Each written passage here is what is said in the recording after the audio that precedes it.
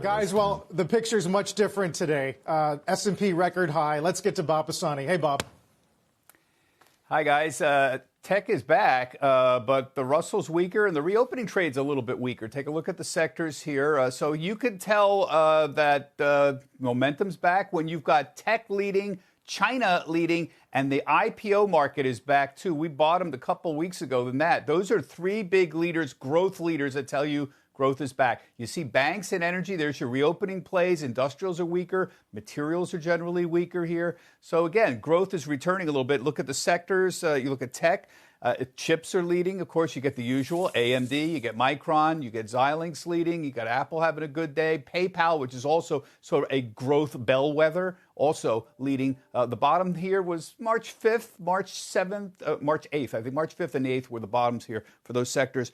Oil stalled out at 65. Energy's having a little bit of a tough time. I wouldn't say it's in tremendous weakness, but it's certainly flattened out rather noticeably in the last few days. There's your big beta names like Occidental, high beta names having a tough time. VIX was below 20 briefly, and that's the lowest level it's been in a year. So there's another sign of easing concerns. We were at 20 in February of last year.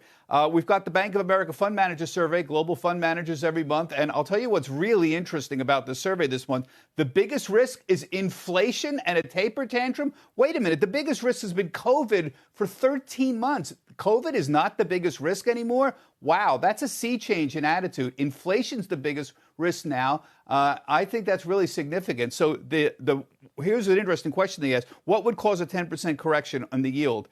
Going to 2%, almost 45% said that would be it, a 10% correction. 2.5% is where bonds would be very attractive relative to stocks. Again, very interesting changes in attitude in this. Usually this doesn't have a big change in position, but this one really was very interesting. The guys were talking about March 16, 2020. That was a wild week for all of us on the floor. We had 3 circuit breaker halts. Trading for 15 minutes, halted on March 16th, but 2 the week before as well here. So we'd never seen anything like that. We were dusting off all those circuit breaker rules frantically. The Dow was down 12.9% that day. It was the second biggest percentage loss ever, and that's what's important. The biggest one was in 1987, of course.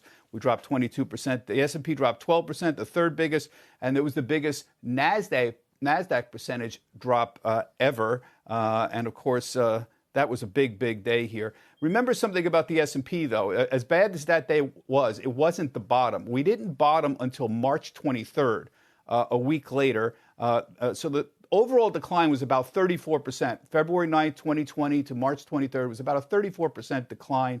And we're up, 75% since then, Carl.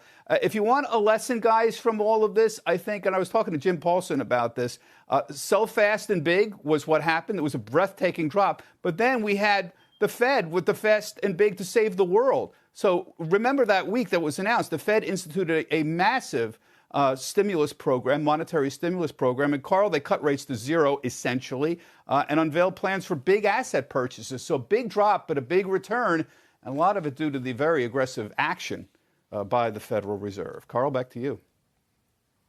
All right, Bob, thank you. Yeah, remarkable to think back to that day a year ago. Shepard Smith here. Thanks for watching CNBC on YouTube.